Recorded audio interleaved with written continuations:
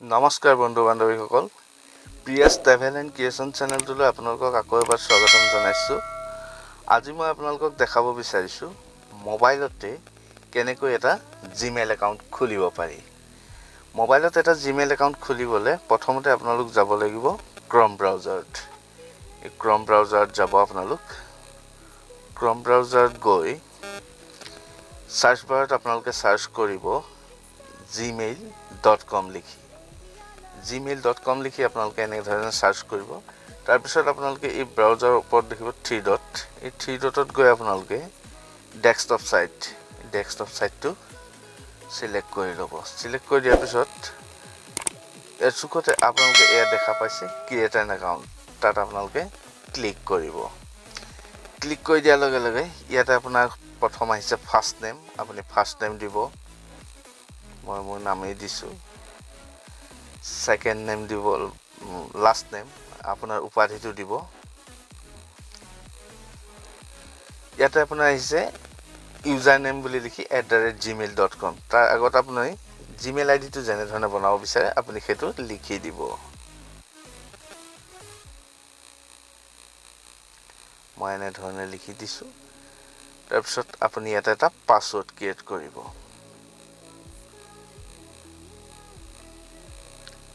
আকৌ পাছৱৰ্ডটো কনফাৰ্ম কৰিব। এয়া দেখা পাইছেনে, মই যিটো ইউজাৰ নেম ক্ৰিয়েট কৰিছিলোঁ সেইটো ৰঙা হৈ আহিছে। এইটো কোনোবাই লৈ থৈছে, সেইকাৰণে ইয়াত আপুনি কিবা এটা আৰু লিখি দিব।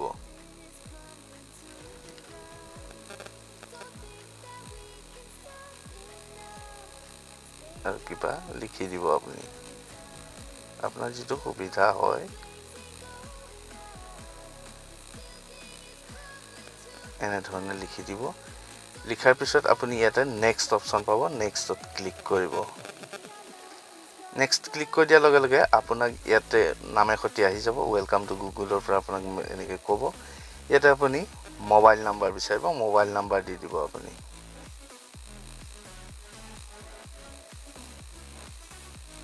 আপোনাৰ মোবাইল নাম্বাৰ দি দিব।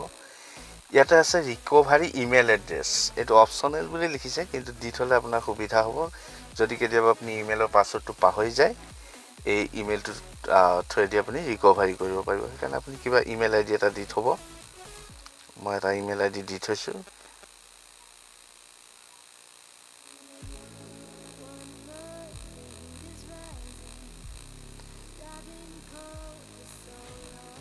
দি দিব আপোনালোকে এনেধৰণে।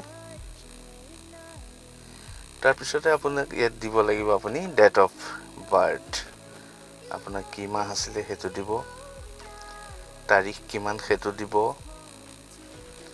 ইয়াৰ কিমান সেইটো লিখিব। তাৰপিছত ইয়াতে আপুনি জেণ্ডাৰ চিলেক্ট কৰিব। সম্পূৰ্ণ হৈ যোৱাৰ পিছত আপুনি নেক্সটত ক্লিক কৰিব। নেক্সট ক্লিক কৰি দিয়াৰ লগে লগে আপোনাক সুধিছে ভেৰিফাই কৰিব, আপোনাৰ ফোন নাম্বাৰটো ভেৰিফাই কৰিবৰ কাৰণে তেওঁলোকে সুধিছে যে নাম্বাৰটো শুদ্ধ আছে। যদি শুদ্ধ আছে আপুনি চেণ্ড কৰি দিব। চেণ্ড কৰি দিয়াৰ লগে লগে তেওঁলোকে আপোনালৈ এটা OTP পঠাই দিব। এয়া দেখিছে OTP অপশ্যন আহিছে। OTP অহালৈকে ৰখিব। এয়া চাওক OTP আহি গৈছে। ইয়াত আপুনি OTPটো ভৰাই দিব। এনেধৰণে OTPটো ভৰাই দিব।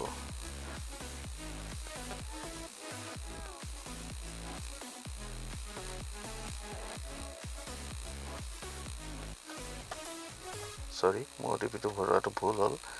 এনেকৈ শুদ্ধকৈ ভৰাব খালি OTPটো শুদ্ধকৈ ভৰাব। 985980 আপোনালোকে শুদ্ধকৈ ভৰাব। এনেধৰণে ভৰাব। OTP ভেৰিফাই হৈ যোৱাৰ পিছত আপোনাক এনেধৰণে আহিব। য়েছ আই এম ইন বুলি আপুনি ক্লিক কৰিব। ক্লিক কৰি দিয়াৰ লগে লগে ইয়াতে আই এগ্ৰীত ক্লিক কৰিব। প্ৰচেছিং হ'ব আৰু আপোনাৰ জিমেইল একাউণ্ট ক্ৰিয়েট হৈ যাব। আৰু এই একাউণ্টৰ থ্ৰুৱেদি আপুনি মেইল কৰিব পাৰিব, গুগল একাউণ্ট খুলিব পাৰিব। আপুনি যি কৰিব বিচাৰে এই জিমেইল একাউণ্টৰ থ্ৰুৱেদি আপুনি কৰিব পাৰিব। এনেধৰণে জিমেইল একাউণ্টটো খোল খাই যাব। এয়া চাওক আপোনাৰ এপ্লিকেশ্যন যিহেতু মোবাইলত থাকে আপুনি এপ্লিকেশ্যনতো খুলিব পাৰে, আদাৰৱাইজ আপুনি এনেকৈও খুলিব পাৰে। ধন্যবাদ।